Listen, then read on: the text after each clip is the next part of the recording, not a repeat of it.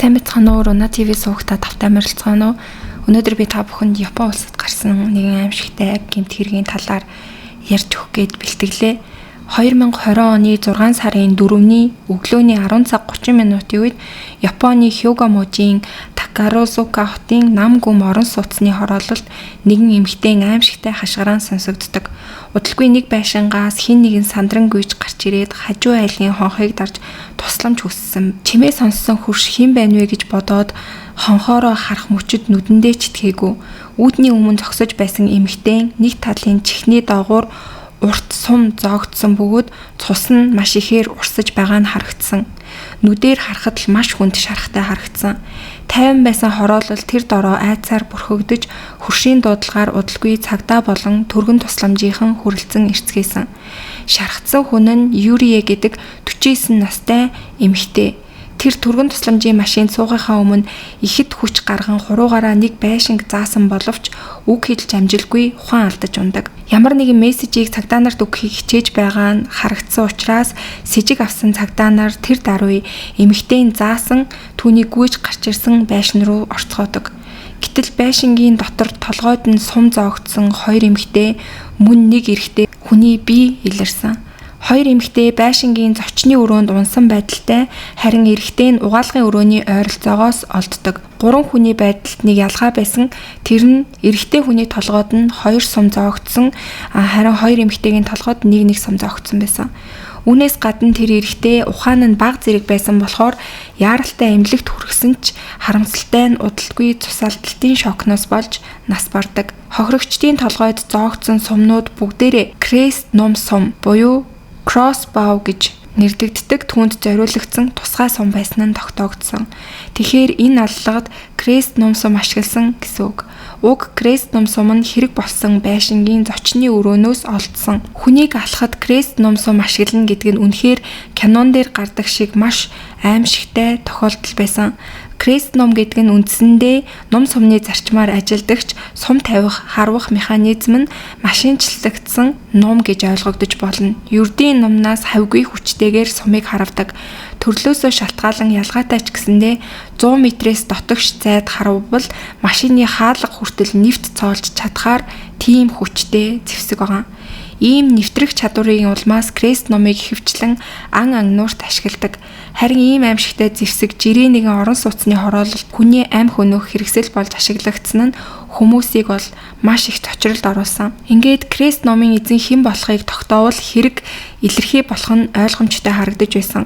Түүнээс гадна энэ хэрэгт амьд үлдсэн Юрие гэрч болж байсан. Тэр шууд л гэмт этгээдийг зааж өгөн хэрэгтэн хэргийн газар орчмоос цагдаа нар баривчилж чаддаг. Баривчлагдах үедээ хэрэгтэн огт эсэргүүцэл үзүүлээгүй, оргон зүхтах шинж харагдаагүй. Тэр зүгээр л гайхсан байдалтай өөрийнхөө гүйж гарсан тэр байшинг ширтээд зогсож байсан 23 настай Нозу Хидеаки гэдэг хүн байсан. Тэр бол хохирогчдын гэр бүлийн гишүүн, өөрөөр хэлбэл тэр айлын хүү байсан. Ингэснээр энэ хэрэг нь өөрийн төрөл садангаа хөнөөсөн гэр бүлийн доторх аллах гэсэн зүйл ангид харьяалагдахаар болдог. За ингээд нас барсан хүмүүс нь хэн байсан бэ гэхээр 75 настай түүний эмээ Йошиме, түүний ээж Майоми, түүний дүү Хидэ нар байсан. Харин амьд үлдсэн Юрие нь ээжийнх нь эгч нь байсан гэсэн үг. Задлан шинжилгээний дүгнэлтээр эмээ болон ээжийнх нь үхэл нь тархины гадна гэмтлийн улмаас үүссэн цусаалдалт, харин дүүн сумны улмаас цусаалдалтын шокоор нас барсан гэдэг нь тогтоогддог. Хохирогчдын бүгдийнх нь толгойд сум зоогдсон байсан. Тиймээс Хидеаки санамсаргүй нэг удаа ном сум харваад амь нас хөнөөсөн гэдэгтээ бол ерөөсөө таарахгүй байсан. Энэ нь бол аллагын зорилготой гэдэг нь бол тодорхой харагдаж байсан. Хэрэг олон нийтэд ил болсны дараа Япон даяар Нозу Хидеаки яагаад өөрийнхөө гэр бүлийг хөнөөсөн бэ гэсэн асуулт хамгийн том анхаарлын төвд орж эхэлсэн.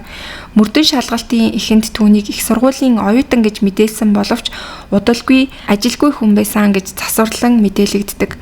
Учир нь тэр анх Кобед байдаг нэгэн их сургуульд сурч байсан ч сургалтын төлбөр нь төлөгдөөгүй хуримтлагдсан учраас сургуулиас хасагдсан нь сүлд илэрдэг. Гэхдээ Нозугийн хувьд болохоор өөрөө сургуулиас хасагдсан эзгээч тухайн үед мэдэхгүй байсан. Хэрэг болсон тэр байшинд эмээ болоод 2 зээ хөвгүүд, өөрөөр хэлэх юм бол гэмт хэрэгтэн Хидеаки болоод түүний дүү, тэгээ түүний эмээ 3 хамт амьдардаг байсан гэсэн үг. Харин ээж Маюмийн 2 жилийн өмнөөс ойролцоо өөр байшинд тусдаа амьдардаг байсан.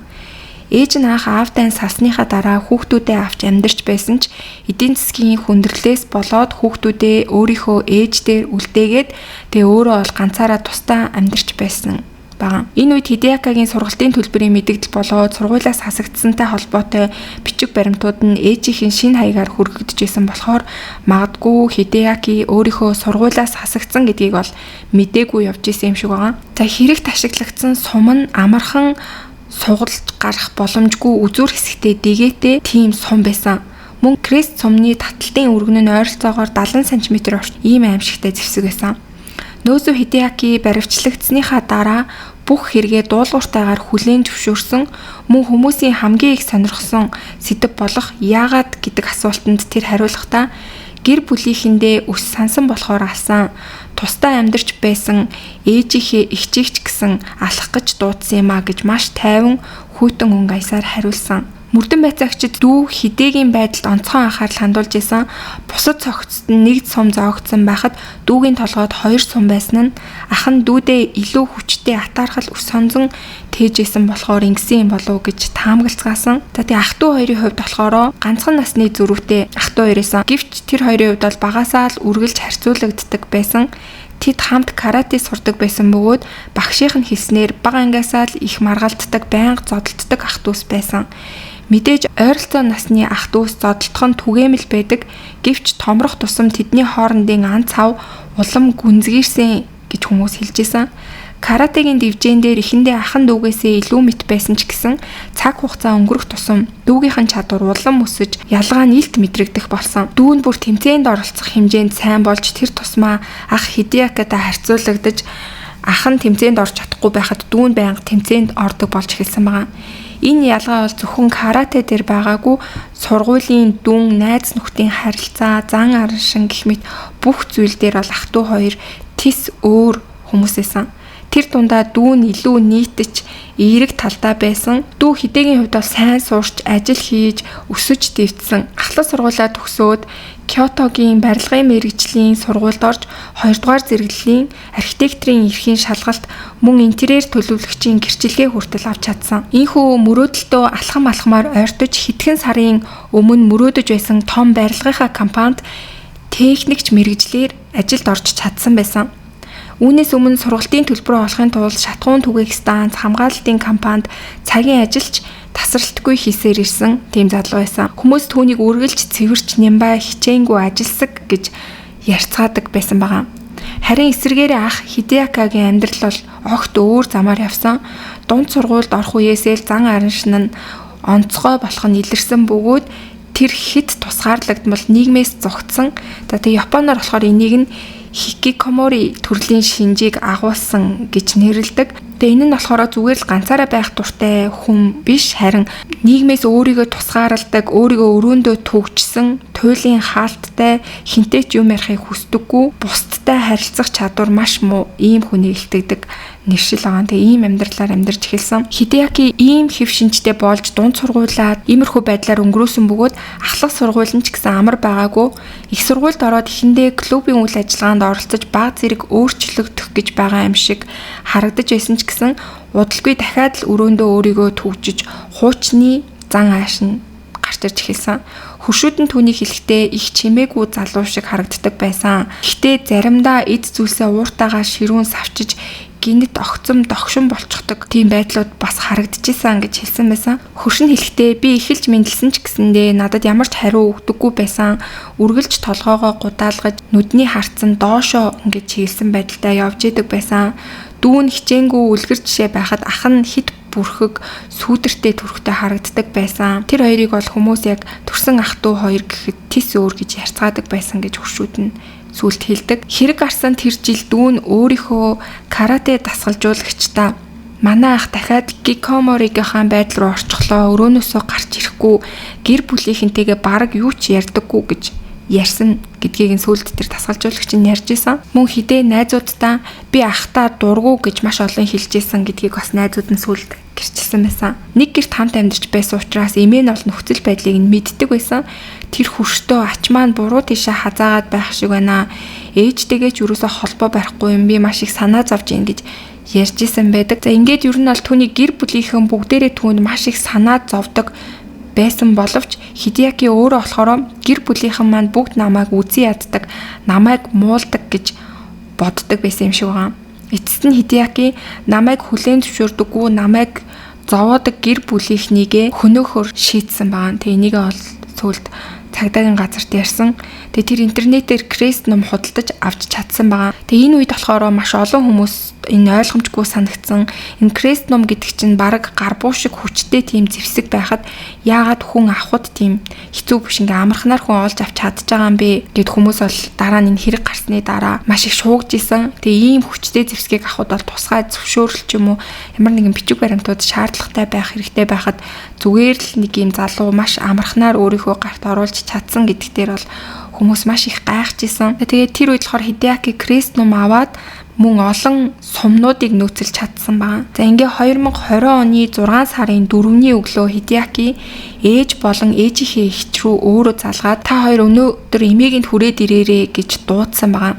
Тэгээд үүнийхээ дараа бас дахин залгаад ирж гинүү гэж маш олоодаа баталгаажуулж залгасан байсан. Тэр нэг хороолт ойр амьдардаг учраас ер нь бол тогтмол эмээгийн цугларч хоол идцгээдэг байсан. Тэгээ яг энэ өдөрч гэсэндээ яг хоол идэхээр ер нь бол цугларыг гэж ярилцсан байгаа. За удалгүй ээж нь бол ганцаараа төрүүлээд орж ирсэн. Тэгээ энэ үед болохоор Хидеаки бүх зүйлээ бэлтчихсэн байсан. Тэгээ орж ирсэн ээжигээ харамгцаа шууд л харавсан байгаа. Гэхдээ хамгийн аимшигтай нь тэр ээжийг алхахаасаа өмнө аль хэдийн хоёр хүний амь насыг хөнөөчихсөн байсан. Өглөөний 5 цагийн үед тэр эмээ болон дүүгээ харваад хоёулангийн эсэргүүцэл үзүүлэх ямар ч боломжгүй байх үед нь нум сумаараа харваад амь насыг нь хөнөөчихсөн байсан. Тэг үүнийхээ дараа ээж болоод ээжийнхээ эгч хоёрыг дуудсан байгаа. Тэг ээж нь бол орж ирмэгцээл шууд хүүгийнхаа нум суманд харуулсан. Тэгээд удалгүй ээжийнх нь эгч нь хаалгаа ингээ онгойлгоод орж ирсэн чинь бас шууд нүүрлүү нь харавсан. Гэвч тухайн үед болохоор сум нь чихнийх нь ойролцоо тусаад Юрий ухаан алдаж унах шахсан ч гэсэндээ арайхийн зүгтэж чадсан. Тэгэд энээсээ болоод бол яг амь нас аврагдаж цорын ганц гэрт болж чадсан байгаа. За ингээд Хидеаки бол 3 хүний аллахын хэрэг нэг хүний амь насыг алахыг завдсан гэдэг зүйл ангаар прокурорт шилжүүлэгдсэн. 2020 оны 7 сард түүнийг сэтгцийн асуудалтай эсхийг тогтоох сэтгцийн шинжилгээ хийсэн бөгөөд 2021 оны 1 сард албан ёсоор хэрэг үүсгэн яллагдагчаар татсан. Гэвч энэ хэргийн яг сэтэл өнөө хүртэл маш олон хамгаар дүүрэн байгаа. Тэр өөрөө хэлэхдээ бол гэр бүлийнхэндээ өс сансан гэж хэлсэн ч гэсэндээ гэр бүлийнхэн нь түүнийг илт дээрлэх ч юм уу доромжлох тийм байдал үзүүлж исэн баримт тол юусоо илрээгүй. Тиймээс олон хүмүүс бол Хидеаки хикикомори байдлаараа удаан амьдарч хохирогчдыг буруу ойлгож өөрийгөө дорд үзэгдэж байна гэж бодож шаналж явсан. Тэгээ үүнээс болж юм хүн амны хэрэг үйлдсэн байхаа гэж хүмүүс таамаглаж исэн. Тэгээ энэ хэрэг дээр бол хүмүүсийн хамгийн уур бухимдыг хүргэжсэн зүйл нь энэ крест номыг ингэж амархан авч болдог юм уу гэсэн айдас бол нийгэмд маш их тархсан. Тэгээ судлаад үзсэн чинь 2010-аас 2020 оны хооронд буюу 10 жилийн хугацаанд яг энэ номтой холбоотойгоор гэмтэл бэртлийн хэрэг 13 удаа гарч байсан гэдг нь илэрхий болдог. Мөн крест номаар амьтанд хамлах явдалч цөөнгүй гарч исэн гэдг нь ил болдог. Тэгээд дээрэс нь хөл бүтэн гэр бүл ингээд амь насаа алдсан гэсэн ийм хэрэг гарсан учраас хууль өөрчлөгдөх хэрэгтэй гэсэн дуу хоолойнууд бол хүчтэй гарч ирж эхэлсэн. Ингээд хэрэг гарснаас 1 жилийн дараа буюу 2021 оны 6 сард крест ном авахд тусгай зөвшөөрөл авах шаардлагатай гэсэн хууль бол батлагдаж чадсан байна. Мөн крест ном авахын тулд сургалтанд суух шаардлагатай. Мөн энэ зөвшөөрлөө 3 жил тутам шинжилж байх шаардлагатай. Насанд хүрээгүй хүн ямар ч хэлбэрээр крест ном худалдаж авах боломжгүй гэсэн иймэрхүү хуулийн зохицуултууд бол Японд гарсан юм билээ. За тэгээд одоогийн байдлаар болохоор орон нутгийн хэвлэлүүдийн мэдээлснээр Хидеакагийн товлогдсон шүүх хурал бол цуцлагдчихсан, яг шүүх хурал нь болоогүй байгаа юм билээ. Ямар учиртай вэ гэхээр сэтгцийн шинжилгээнийх нь үр дүнгээс шалтгаалаад шүүх ажиллагаа маш удаан үргэлжлэх магадлал өндөр байна гэж үзсэн байна. Өөрөөр хэлбэл Хидеакийн эрүүгийн хариуцлага хүлээх чадвартай хэвийн хүн мөн үү эсвэл тийм биш үү гэдэг дээр бол одоохондоо хариу гараагүй байгаа учраас шүүхийн хамгийн гол маргаан шийдвэрлэх асуудал нь ингээд хоошлоод байгаад байгаа юм билэ. Тэгээ тиймээс Хидеаки одоо ч гэсэндээ шүүхийн шийдвэрээ хүлээгээд шоронд бол ингээд хоригдсон байдалтай байж байгаа юм билэ. Тэгээд яг тэр эрүүл мэндийн сэтгцийн шинжилгээний хариунаас шалтгаалаад шүүх хурал нь товлогдох юм шиг байлээ. За ингээд өнөөдрийн та бүхэнд бэлтгэж хүргэсэн хэрэг бол маш харамсалтай. Нэгэн гэр бүлд тохиолдсон ийм хэрэг байлаа. Тэгээд Японд бол энэ хикикомори гэдэг өвчин бол нэлээ их байд юм шиг байгаа. Нийгмээс өөрийгөө тусгаарлаад хинтээ ч харцахгүй гэртээ зөвхөн өөрийгөө хашаад ингээд суучдаг. Тэгээ бүр хогооч хүртөгийн цэг рүү гаргаж хаяхаас айдаг, хүмүүстэй харьцахыг хүсдэггүй. Ийм сэтгэл зүйн өвчин бол маш их байдаг гэж байгаа. Тэгээд энэ хикикомори өвчтөй хүмүүсийн хийсэн гэмт хэрэгүүд ч гэсэндээ Японд бол бүр сүүлийн үед маш их гарч байгаа. Тэгээ энэ нь бол яг Японы нийгмийн хамгийн ийм хүмүүсийг айлгаж байгаа ийм зүйл болоод байгаа юм билэ. За ингээд энэ хэргийг сонсоод бас та бүхэн юу гэж бодож гин өөртөө төрж байгаа сэтгэлүүдээ комент хэсэгт бичээд хуваалцаарай. За тэгээд сувг дээрээ мөн лайк, subscribe дарахаа битээ мартаарай. Удахгүй эргээд дараагийнхаа дугаараар уулзцгаая.